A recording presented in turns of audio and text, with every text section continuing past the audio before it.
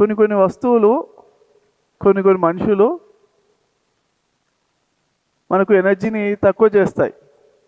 అలానే ఆ మైక్ పట్టుకున్నప్పుడు అక్కడున్న అల్యూమినియమో స్టీలో మరి ఇనుమో తెలియదు, కానీ ఆ మైక్ ఉన్న మెటీరియల్ అనేది నా ఎనర్జీస్ని తీసేస్తూ ఉంటుంది అన్నమాట ఎప్పటికప్పుడు.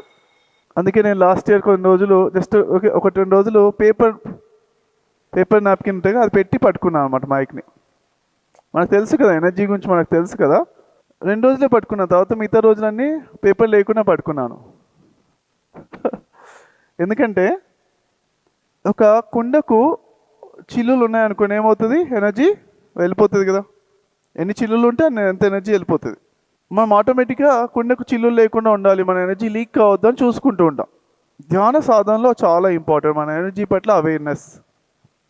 అందుకే అవేర్నెస్ తోటి ఆటోమేటిక్గా ఇది నేను పట్టుకున్నాం, నా ఎనర్జీ వెళ్ళిపోతుంది కదా అనేసి నేను వెంటనే అది దానికి పేపర్ అని ఏమైనా పెట్టుకుని పట్టుకున్నాను అనమాట. కానీ 1-2 రోజుల తర్వాత అర్థమైందంటే ఇక ఆ పేపర్ కూడా తీసేసి ఒక టెస్ట్ అనమాట. అంటే ఏంటి, నేను నా ఎనర్జీ అని ఉన్నప్పుడు, నా ఎనర్జీ కాపాడుకోవాలి అనుకున్నప్పుడు మాత్రమే నా ఎనర్జీ వెళ్ళిపోతుంది అన్నమాట. నాది తీసేసినప్పుడే ఏమవుతుంది, మన లోపల భగవంతుడు ఉంటాడు, అసలైన పరిపూర్ణమైన భగవంతుడు వస్తాడనమాట.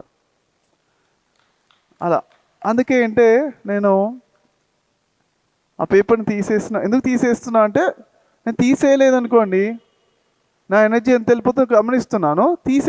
అదే పేపర్ తీసేసిన తర్వాత నేను నా శరీరము, నా ఎనర్జీ, లిమిటెడ్ ఎనర్జీతో నేను కనెక్ట్ అయి ఉన్నాను కదా, అప్పుడు నా ఎనర్జీ వెళ్ళిపోతుంది. ఇప్పుడు కొంచెం రిలాక్స్ అయ్యి బాడీలో స్టేట్కి ఇలా ఏకత్వంతో కనెక్ట్ అయిపోయి ఆరా వెంటనే విశ్వం అంతా ఉన్న శక్తితో కనెక్ట్ అయిపోయిన వెంటనే అంతే, ఇంకా అప్పుడు ఇన్ఫైనైట్ ఎనర్జీనే ఉంది కదా. ఇన్ఫైనైట్ మైనస్ ఎంత ఎనర్జీ తీసేసినా ఇన్ఫైనైటే ఉంటుంది కదా, అంతేనా కదా, క్లియర్ కదా. ఆ కనెక్టివిటీతో మళ్ళీ పట్టుకుంటే అప్పుడు ఎనర్జీ పోదు. ఇంకా మనమే విశ్వం అంతటా ఉన్న ఆ విశ్వశక్తిగా ఉన్నామని మనం అర్థం చేసుకుంటూ ఉంటాం. ఆ మైక్ కూడా నాకు అప్పుడప్పుడు టెస్ట్ చేసేది అనమాట. నా ఎనర్జీ పోతుందని అనిపించగానే నేను విశ్వమంతా ఉన్న విశ్వశక్తితో కనెక్షన్ నుంచి బయటకు వచ్చి నేను ఇండివిజువల్గా మాట్లాడుతున్నామా, ఆ టైంలో పోతుంది. నేను అబ్జర్వ్ చేసుకుని వెంటనే